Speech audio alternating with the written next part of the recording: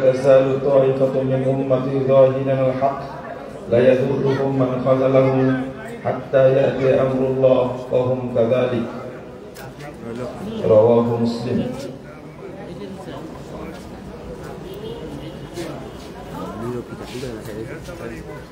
রাজধানী ঢাকার বংশাল এলাকা কর্তৃক আয়োজিত বার্ষিক ওয়াজ মাহফিল 2025-এর সম্মানিত সভাপতি, আপনাদের পরিচিত ব্যক্তি ভাই ইয়াকুব সরকার, উপস্থিত আজকের এই মাহফিলের সম্মানিত প্রধান অতিথি, বাংলাদেশ জমিয়ত আহলে হাদিসের সংগ্রামী সভাপতি প্রফেসর ডক্টর আব্দুল্লাহ ফারুক সালাফি,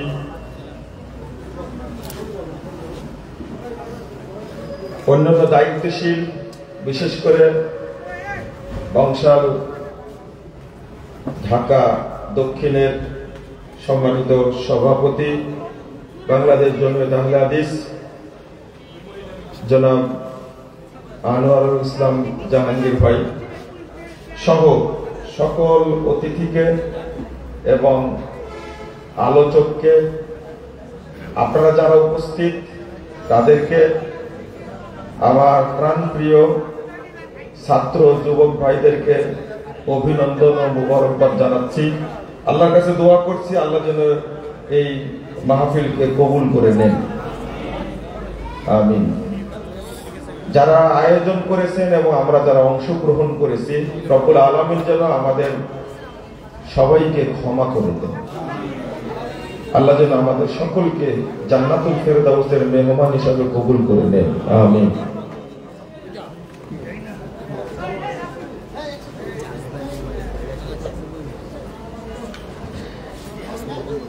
প্রকৃত আহলুল হাদিসের বৈশিষ্ট্য আপনারা কি শুনবেন? শুনবেন? কে কে ঘুমাচ্ছেন হাত তোলেন তো।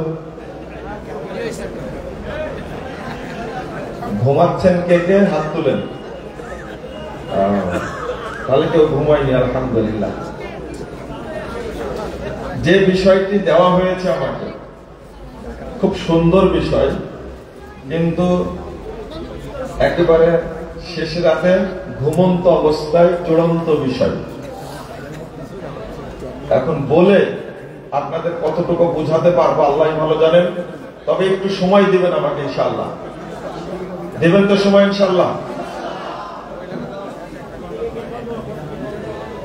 আমার যতটুকু মনে পড়ে 2003 সালে এই পার্শ্বের রোডটাতে ঠিক একই বিষয়ের উপরে 3 সালে আমাকে আলোচনা করতে হয়েছিল। আমাকে এই আলোচনা শোনার পরে মারা গেছেন তিনি শেখ আব্দুস সাত্তার ত্রিশালী রহিমাহুল্লাহ, আল্লাহ তাকে জান্নাতুল ফেরদাউস দান করুন, আমিন। তিনি আমাকে বলেছিলেন যে আহলে হাদিসরা কোনোদিন মরবে না। আজকের বক্তব্য শুনে সেটা বুঝতে পারলাম। আমি শুধু তার জন্য দোয়া করার জন্য এই কথাটা আমি উল্লেখ করলাম। বিষয়টা খুব সুন্দর, কিন্তু আপনাদের বুঝতে হবে ইনশাআল্লাহ। আল্লাহ রাব্বুল আলামিন বলছেন সূরা আরাফ, আল আরাফ 181 নম্বর আয়াত, وَمِمَّنْ خَلَقْنَا أُمَّةً يَهْدُونَ بِالْحَقِّ وَبِهِ يَعْدِلُونَ। আল্লাহ বলছেন আমি যাদেরকে সৃষ্টি করেছি তাদের মধ্যে একটি মাত্র শ্রেণী, ইয়াহদুনা বিল হক, যারা হক পথে পরিচালিত হয়, ওয়াবিহি ইয়াদিলুন, এবং ওই হককে তারা প্রতিষ্ঠা করে। বলেন আলহামদুলিল্লাহ। মাত্র 2টা কথা উল্লেখ করেছেন আল্লাহ। সেটা হলো এই শ্রেণীর পরিচয় হলো তারা আল্লাহ প্রেরিত হক অনুযায়ী আমল করে। ওয়াবিহি ইয়াদিলুন, এবং ওই হককে প্রতিষ্ঠা করার প্রচেষ্টা চালাই। তো আমরা এই কোরআনের আয়াতটা নিয়ে আলোচনা করবো ইনশাআল্লাহ। সহিহ মুসলিমে একটা হাদিস বর্ণিত হয়েছে, 1920 নম্বর হাদিস, রাসূল সাল্লাল্লাহু আলাইহি ওয়াসাল্লাম 1960 নম্বর হাদিস। রাসূল সাল্লাল্লাহু আলাইহি ওয়াসাল্লাম বলছেন, লা তাসাআল, এখন বসতে হবে, কোনো কথা বলা যাবে না। আমাকে মাফ করবেন আপনারা, মনোযোগ না থাকলে আমি বক্তব্য শেষ করবো না, পারি না আমি, সত্য কথা। কেউ কথা বলবেন না। কি বলছিলাম যেন, সহিহ মুসলিমের হাদিস, লা তাযালু তায়ফাতুম মিন উম্মতি যাহিরিনাল হক। আমি যে আয়াতটা পড়েছি এই আয়াতটার ব্যাখ্যায় এই সহিহ মুসলিমের হাদিসটি প্রায় সকল মুফাসসির উল্লেখ করেছেন। সেইটা হলো আল্লাহ রাসূল বলছেন, আমার উম্মতের মধ্যে একটি কাফেলা যাহিরিন আলাল হক, হকের উপরে প্রতিষ্ঠিত থাকবে, লা ইয়াদুররুহুম মান খাযালাহুম হাত্তা ইয়াতি আমরুল্লাহ ওয়া হুম কাযালিক। এদেরকে কেউ ক্ষতি করতে পারবে না, হাত্তা ইয়াতি আমরুল্লাহ, ইতিমধ্যে কিয়ামত চলে আসবে, ওয়া হুম কাযালিক, তারা হকের উপরেই প্রতিষ্ঠিত থাকবে, বিজয়ী থাকবে। বলুন আলহামদুলিল্লাহ। এই হাদিস যখন অনুবাদ করি বা যখন কোন আহলুল হাদিস সালাফি আকীদার ব্যক্তি যখন হাদিসটা শুনে, তার বুকে বিশাল শক্তি তৈরি হয় যে এই আকীদার লোক কিয়ামত পর্যন্ত পৃথিবীর বুকে বিরাজ করবে। আলহামদুলিল্লাহ। এই হাদিসের মধ্যে পরিচয় ফুটে উঠলে কি একটা, যাহিরিন আলাল হক, তারা হকের উপরে বিজয়ী থাকবে। তাহলে কোরআনের আয়াতটার এবং হাদিসটা অর্থ ঠিক একই রকম। আরেকটা বৈশিষ্ট্য ফুটে উঠল, লা ইয়াদুররুহুম মান খাযালাহুম, বিরোধী যারাই থাকুক না কেন, বিদ্রোহীরা বিরোধিতা করবে কিন্তু ক্ষতি করতে পারবে না, যেভাবেই হোক না কেন। বাংলাদেশেও বহুবার ষড়যন্ত্র হয়েছে, ব্রিটিশ বিরোধী আন্দোলন থেকে শুরু করে নিয়ে ভাষা আন্দোলন, স্বাধীনতা আন্দোলন, এমনকি এখন পর্যন্ত যত ষড়যন্ত্র হয়েছে, যারা ষড়যন্ত্র করেছে তারাই অপমানিত হয়েছে। ওটা প্রমাণ নেবেন। ব্রিটিশ বিরোধী আন্দোলন শুরু হয়েছিল তথাকথিত 5-8 কিছু দালালের কারণে। ব্রিটিশদেরকে তাড়াতে 190 বছর সময় লেগেছে, কিছু দালালের কারণে। দেখেন, রক্ত দিয়েছে কারা? রক্ত দিয়েছেন সাইদ আহমদ শহীদ, রক্ত দিয়েছেন শাহ ইসমাইল শহীদ, রক্ত দিয়েছেন সৈয়দ নিসার আলী তিতুমির। এইরকম হাজার হাজার আলেম রক্ত দিয়েছেন দেশ স্বাধীনের জন্য।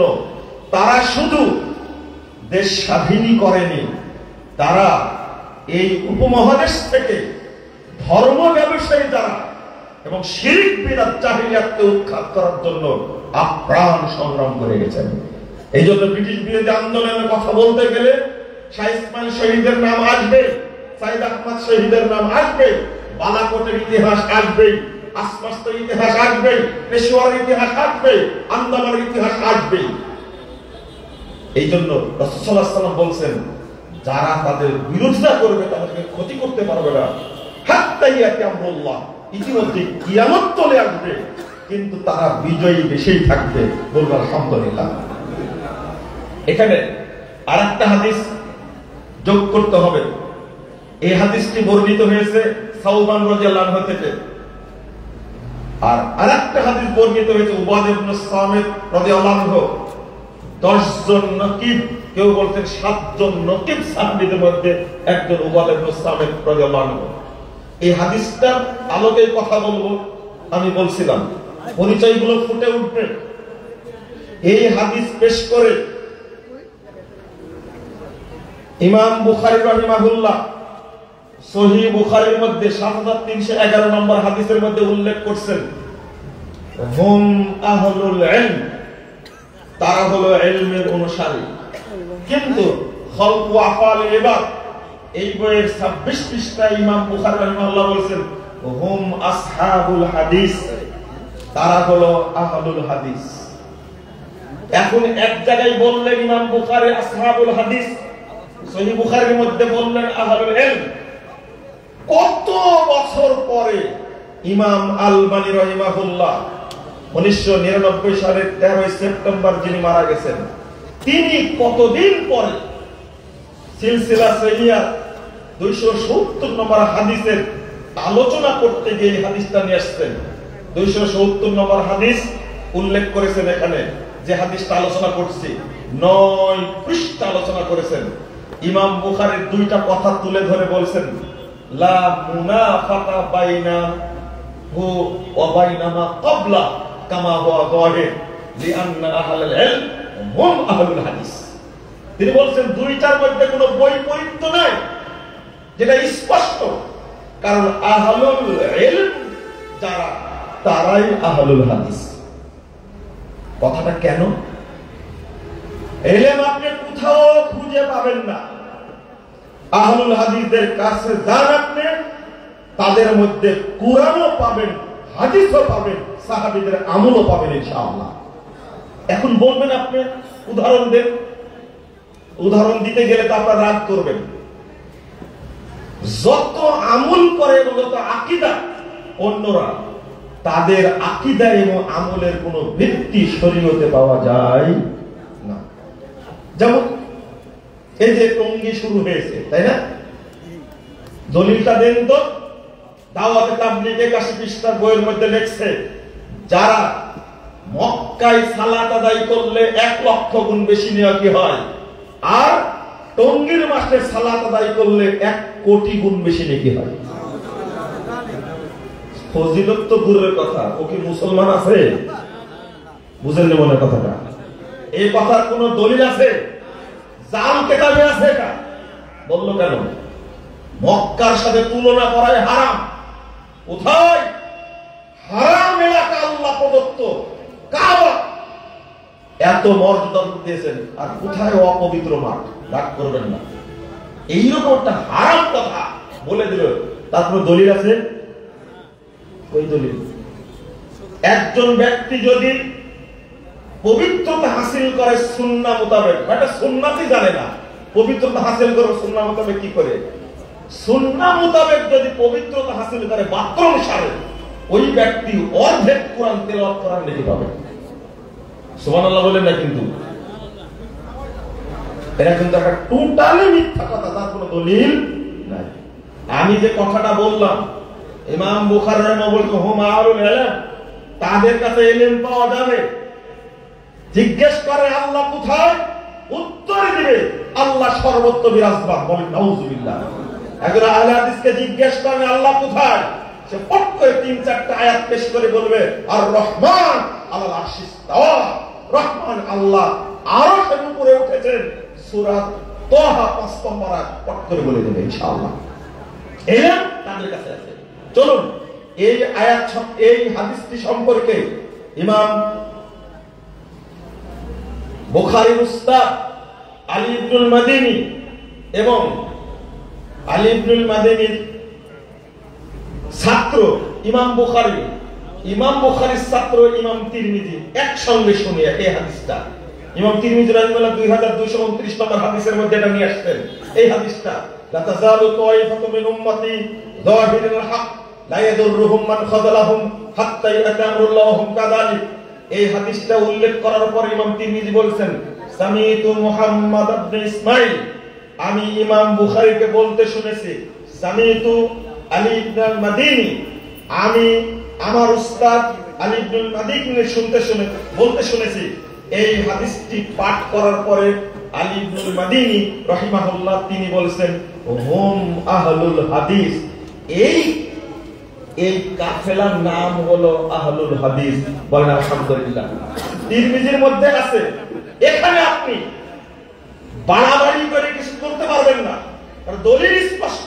আমি হাদিস নাম্বার দিলাম, আপনি ইসলামিক ফাউন্ডেশনের হাদিস নাম্বার খোলেন, আধুনিক প্রকাশনের হাদিস নাম্বার খোলেন, কত কত রেফারেন্স নেবেন আপনি? দেখেন, ইমাম আলী ইবনুল মাদিনীর জন্ম 161 হিজরিতে, মৃত্যু 234 হিজরি।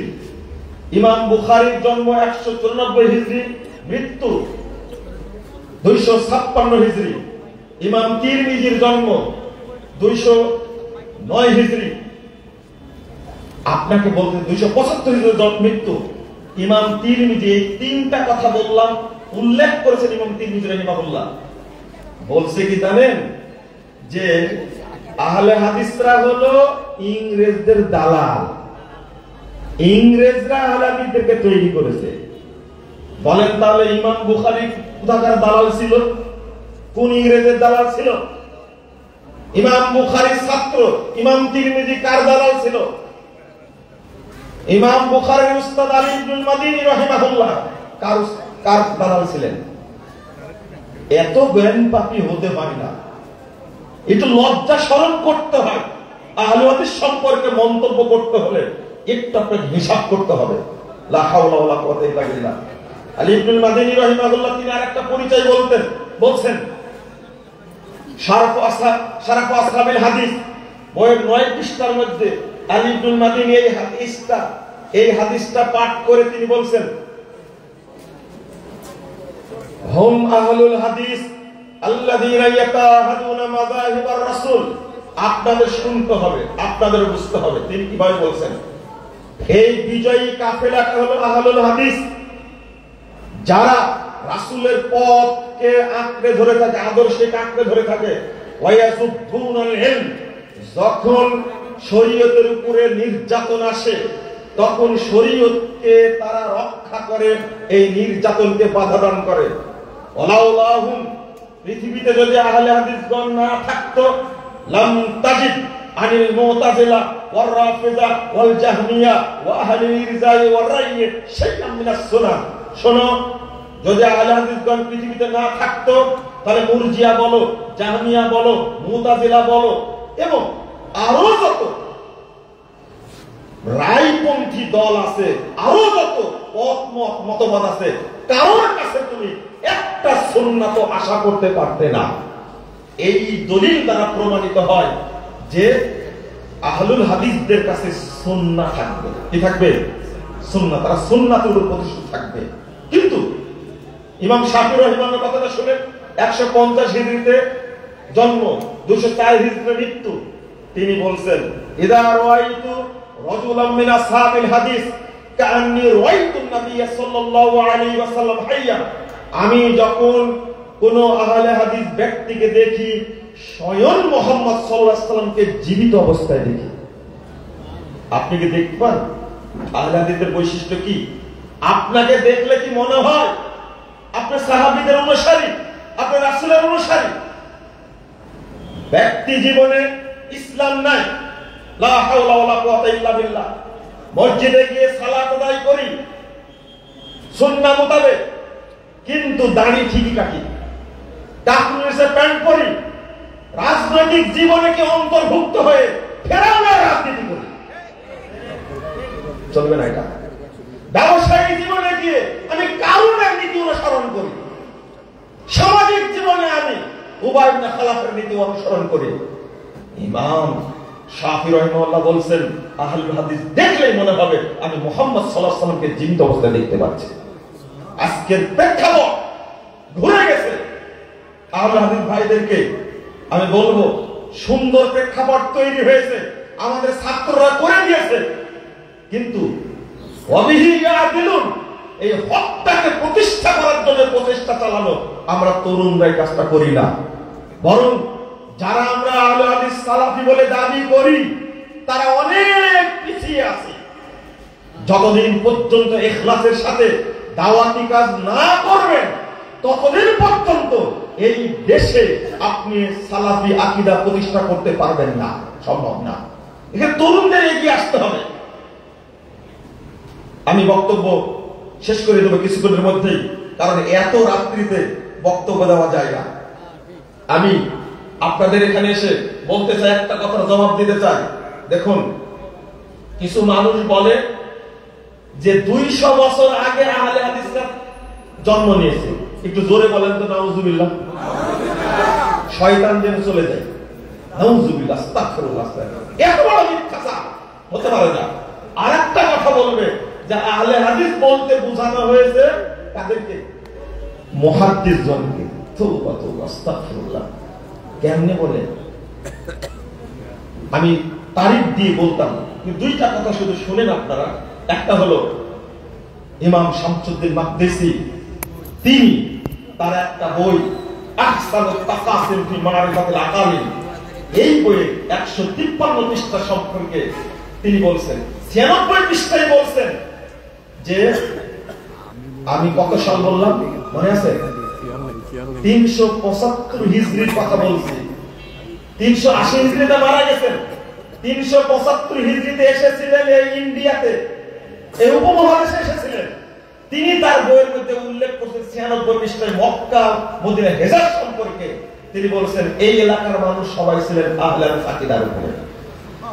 তিনি সিরিয়া সম্পর্কে দামেস্ক উল্লেখ করতে গিয়ে বলছেন, ওয়াল আমালু ফীহি আলা মাযহাবি আসহাবিল হাদিস, তাদের এলাকার আমল ছিল আহলে হাদিস আকীদার উপরে। বলেন আলহামদুলিল্লাহ।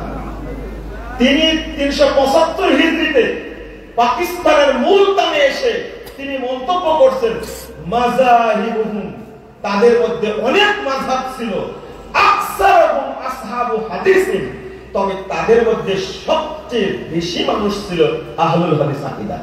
এই জন্য পাকিস্তানে এখন পর্যন্ত আহলুল হাদিসদের দাপট সবচেয়ে বেশি। আগামী সম্মেলনে আসবেন প্রফেসর সাজিদ মীর, তিনি সিনেটর পাকিস্তানের, এই জন্য তাদের জোর বেশি। বলেন তো দেখি, তাহলে পাকিস্তানের সব মানুষকে মুহাদ্দিস ছিলেন? কেমন গাঁজা খাইছে রে ভাই। সিরিয়া সব মানুষকে মুহাদ্দিস ছিলেন? মুহাদ্দিস কি বকরি লাদির মতো সবসময় বের হয়? আপনি বলেন কি? এরপরে আব্দুল কাহের বাগদাদি উসুলউদ্দিন এই কিতাবের মধ্যে 317 পৃষ্ঠা আলোচনা করতে গিয়ে বলছেন, এটা বক্তব্য শুনলে বুঝতে পারবেন। তিনি বলছেন, সুগুরুর রোম ওয়াল জাজিরা ওয়া সুগুরুশ শাম ওয়া আযারবাইজান ওয়া বাবিল আবওয়া কুল্লুহুম আলা মাযহাবি আসহাব আহলিল হাদিস। তিনি বলছেন, রোম সীমান্ত, সিরিয়া সীমান্ত, আজারবাইজান এবং মধ্য তুর্কিস্তানের যত এলাকা, কুল্লুহুম আলা মাযহাবি আহলিল হাদিস মিন আহলিস সুন্নাহ, তারা প্রত্যেকেই ছিলেন আহলুল হাদিস আকীদার পরে। বলেন আলহামদুলিল্লাহ। তাহলে কি রোমের সব মানুষকে মুহাদ্দিস ছিল? এইভাবে মিথ্যা কথা বলতে বললেন? আহলে হাদিসদের দ্বারা শুধু মুহাদ্দিসকে বোঝানো হয়েছে। এরপরে বলতো কাযালিকা সুবুর আফ্রিকা ওয়া আন্দালুস ওয়া কুল্লু ওয়ারা'i বাহরিল মাগরিব আহলুহু আলা মাযহাবি আহলিল হাদিস। এরপরে তিনি বলতেন আফ্রিকা মহাদেশে এবং স্পেনের এবং সাগরের পার্শ্ববর্তী এলাকার দেশের মানুষগুলো সবাই ছিলেন আহলে হাদিস আকীদার উপরে। ওয়াকাযালিকা সুবুরুল ইয়ামান। আমি এই কথাটা বলে বক্তব্য শেষ করতে চাচ্ছি। এই যে মিথ্যাচারগুলো করে, এই বইগুলো পড়ে তারা দেখতে পায় না। এমনকি 1702 হিজরিতে 1702 খ্রিস্টাব্দে জন্ম, 1762 খ্রিস্টাব্দে মৃত্যু। শাউলিউল্লাহ মুহাদ্দিস দেহলভী হুজ্জাতুল্লাহ আল বালিগার মধ্যে উল্লেখ করছেন, বাবুল ফারকি বাইনা আহলিল হাদিস ওয়া আহলির রায়। আহলে হাদিস শব্দটাই ছিল না। শাউলিউল্লাহ মুহাদ্দিস দেহলভী কেন বললেন? বন্ধুরা, আজকে আমাদেরকে মাঠে নেমে কাজ করা লাগবে, তবেই আমাদের বৈশিষ্ট্যটা ফুটে উঠবে। আমরা জাল হাদিসের বিরুদ্ধে কঠোর, আমরা জাহিলিয়াতের বিরুদ্ধে কঠোর, কিন্তু এটা মানুষকে জানাতে হবে। জানানোর মাধ্যমে ইনশাআল্লাহ বাংলাদেশে একদিন এই সালাফি আকীদার বিপ্লব ঘটবে ইনশাআল্লাহ। ইনশাআল্লাহ যতদিন আপনি ঘুমিয়ে থাকবেন ততদিন বিপ্লব হবে না আপনার এখানে। এটা মনে রাখতে হবে। উপমহাদেশের স্বাধীনতা কিভাবে আসলো একটু বলছিলাম। এখানে আমি শেষ কথাটা বলবো, সেটা হলো আমি প্রয়োজনে বলতে চাই আহলে হাদিস সমাজকে ঐক্যবদ্ধ হতে হবে ইনশাআল্লাহ। 190 বছর থাকতো না। একজন উর্দু কবি বলছেন, বাতানে শুয়াব কাবাইল কো তুড়ো রসুমে খুন কে সালাসিল কো তুড়ো এহি দ্বীনে মুহকাম এহি ফাতহে বাব এ দুনিয়া মে তাওহীদ হবে হিজাব। যত রকমের দলীয় বিভক্তি আছে সব ভেঙে চুরমার করে দাও। যত রকমের রসম রেওয়াজ নিয়ে ইখতিলাফ আছে সবগুলো উপড়ে ফেলো। এহি দ্বীনে মুহকাম এহি ফাতহে বাব, এটাই হলো দ্বীনের নির্দেশ। এখানে রয়েছে বিজয়ের দরজা। এ দুনিয়া মে তাওহীদ হবে হিজাব। তখনই দেখবে পৃথিবীর উপরে আসমানের নিচে তাওহীদের পতাকা পথ করে উঠতে শুরু করেছে। মাহেদ চেবার বাইরি যারা সে শামসি হিন্দিন নেহি বাসারাত উম্মে ওয়াহিরা সাসনা বাসাত যেটা বাড়ি গাছ বুনিয়াদে তাওহীদ বাস। বলছেন একজন তাওহীদপন্থী তরুণের সামনে ভারতের তীক্ষ্ণ তরবারি কিছুই না। তাদেরকে তুমি টাকা পয়সা সোনা দানা অট্টালিকা দিতে চাইবে, কিছুই গ্রহণ করবে না। তাওহীদের কারণে তারা প্রাণ দিতে জীবনকে প্রস্তুত থাকবে। আজকে আহলে হাদিস তরুণদেরকে যারা সহিহ আকীদা বুঝে, যারা সালাফি আকীদা বুঝে, তাদেরকে ঘরে বসার সময় নাই, তাদেরকে মাঠে নেমে দাওয়াতি কাজ করতে হবে। তবেই আপনি দ্বিতীয় গুণটা অর্জন করবেন। ওয়াবিহি ইয়াদিলুন, ওই হককে তারা প্রতিষ্ঠা করার চেষ্টা করে। আমি আশা করি উজ্জীবিত হবে ইনশাআল্লাহ। দীর্ঘদিন পরে এই প্রোগ্রামের উদ্যোগ নিয়েছেন ইয়াকুব সরকার সহ আরো যারা ভাইয়েরা, এলাকার তরুণরা, দায়িত্বশীলরা। আমি সাহস দেওয়ার কারণে আওলাদ চাচাকে ধন্যবাদ জানাই। আমাকে স্মরণ করে দিয়েছেন, তোমার জন্য মনে থাকে শুক্রবারে কিন্তু প্রোগ্রাম আছে। আমাকে গত শুক্রবারে স্মরণ করা দিয়েছে তোমার প্রোগ্রাম দেওয়া আছে। আমি অনুপ্রাণিত হয়েছি, আজকের প্রোগ্রাম দেখে অনুপ্রাণিত হচ্ছে। আলহামদুলিল্লাহ, এত ভালো লাগছে। দিনাজপুরে সম্মেলন হয়েছে, বাংলাদেশ জমিয়ত আহলে হাদিসের ঐতিহাসিক সম্মেলন। জামালপুরে সম্মেলন হয়েছে 42 বছর পরে। আজকে অনেকদিন পরে বংশালের 25 বছর পরে সম্মেলন দেখে আসলে বুকটার ভিতরে আনন্দ আকুল ঝুলে পড়ছে। আলহামদুলিল্লাহ, আল্লাহ তুমি এই তরুণদেরকে কবুল করে নাও, আমিন। এই তরুণরা আল্লাহর কাছে গ্রহণযোগ্য হলে তাদের মাধ্যমে বাংলাদেশের প্রত্যেকটি ঘরে ঘরে তাওহীদের আলো পৌঁছে যাবে ইনশাআল্লাহ। এবারই শেষ, আগামীতে করবেন বলেন, আগামীতে হবে কি ইনশাআল্লাহ। আল্লাহ তুমি কিয়ামত পর্যন্ত এই সম্মেলনকে কায়েম রাখো, বলেন আমিন। সারা বছর টার্গেট থাকবে বংশালে আমরা সম্মেলন করবো ইনশাআল্লাহ। তবে প্রশাসনকে ধন্যবাদ জানাই। এবার প্রশাসন দাওয়াতি কাজ করতে বাধা কম দিয়েছে। আগে অনেক বাধা পেয়েছি, বহু সম্মেলন বন্ধ হয়েছে। আহলে হাদিস আজকে ঐক্যবদ্ধ থাকলে চাঁদপুরে সম্মেলন বাতিল হতো না।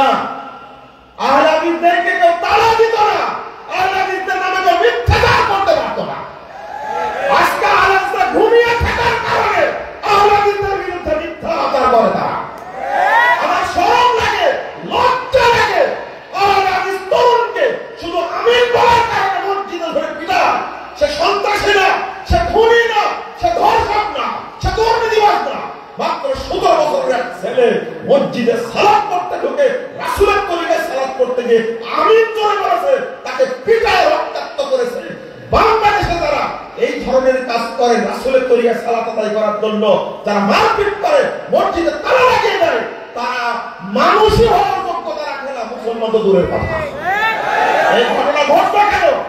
আমি আলাদা ভাইদেরকে বলবো, জনগণকে বলবো, আলেমদের মধ্যে মতলক্ষ্য থাক দেখার বিষয় না, জনগণের মধ্যে কোনো বিভক্তি না থাকে। যেটা আগামী 7 এবং 8 তারিখের বাইপাইলের সম্মেলনটা প্রমাণ বহন করবে ইনশাআল্লাহ। আগামী দিনে আরেকটা ঘোষণা দিয়ে যায়, আগামী দিনে সৌরাদি উদ্যানে ঢাকা রাজধানীর ভিতরে আমাদের জাতীয় সম্মেলন অনুষ্ঠিত হবে ইনশাআল্লাহ। বলেন আপনারা কে উপস্থিত থাকবেন, বলেন নাকি? এই ঢাকাবাসীকে এই সম্মেলনের দায়িত্ব গ্রহণ করতে হবে ইনশাআল্লাহ। সৌরাদি উদ্যানে আসবেন আপনারা ইনশাআল্লাহ। বাংলাদেশের কোন আলেম থাকবে না, সবাই শরীর শহরের উদ্যানে উপস্থিত হবে ইনশাআল্লাহ। বলেন আল্লাহ যেন কবুল করেন, আমিন। আল্লাহ তুমি আমাদের সকল কবুল করে নাও আমিন বারাকাল্লাহু ফিকুম ওয়া জাযাকুমুল্লাহু খাইরান ওয়াসসালামু আলাইকুম ওয়া রাহমাতুল্লাহি ওয়া বারাকাতুহু মাশাআল্লাহ হায়াকাল্লাহ বারাকাল্লাহু ফিক মুহতারামকে তিনি অত্যন্ত সুন্দর তত্ত্ববহুল আলোচনা করলেন রব্বুল আলামিন আমাদেরকে ভেবে বুঝে আমল করার তৌফিক দান করুন আমিন।